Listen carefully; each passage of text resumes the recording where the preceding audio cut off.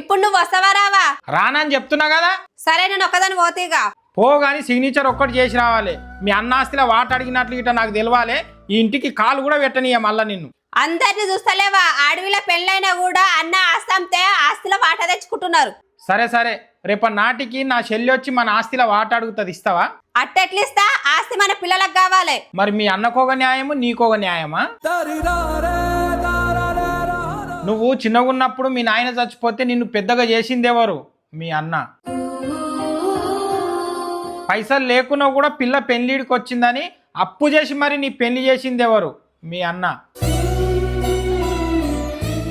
మీ అన్నకు అప్పులు గిట్టున్నాయేమో, అందుకే ఆస్తి అమ్ముకుంటున్నట్టున్నాడు. నువ్వు ఆస్తిలో వాట అడిగినప్పుడు అప్పులు కూడా పంచుకోవాలి కదా, మరి పంచుకుంటావా? పొయ్యి కాలి సిగ్నేచర్ పెట్టి రాపో. సరే బావా.